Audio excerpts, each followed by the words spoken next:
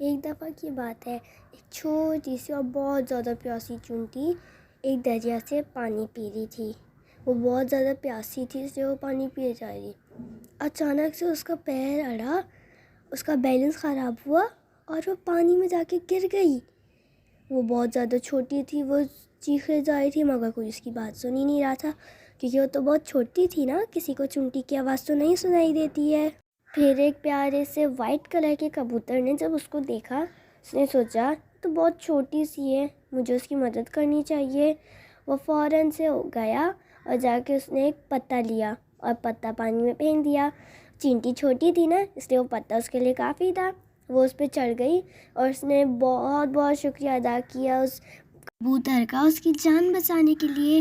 ایک دن چونٹی ایسی جا رہی تھی، اس نے دیکھا درخت پہ اس کا دوست بیٹھا ہے، مگر وہاں پہ تو ایک بہت خطرناک سا آدمی اپنے ہاتھ میں بہت بڑا سا تیر لے کے آیا ہوا تھا اس کے دوست کبوتر کو مارنے کے لیے۔ وہ ڈر گئی، اس نے فوراً سے جا کے اس آدمی کے پیر پہ کاٹ لیا، جس کی وجہ سے اس کا ایرو اس کے ہاتھ سے چھوٹ گیا اور وہ اڑتا ہوا چلا گیا، مگر اس کا نشانہ ٹھیک نہیں تھا تو وہ کبوتر وہاں سے اڑ گیا اور وہ تیر اس کے پاس سے چلا گیا، اس کبوتر کو لگی بھی نہیں۔ پھر کبوتر نیچے اترا، اس نے چونٹی کا شکریہ ادا کیا اس کی جان بچانے کے لیے، پھر وہ دونوں بہت اچھے سے دوست بن گئے۔ ہمیں بھی دوسروں کی مدد کرنی چاہیے، کیا پتہ ہمارے پر بھی کوئی برا وقت آ جائے، ہم بھی کسی مصیبت میں ہوں اور وہ ہماری مدد کر دے۔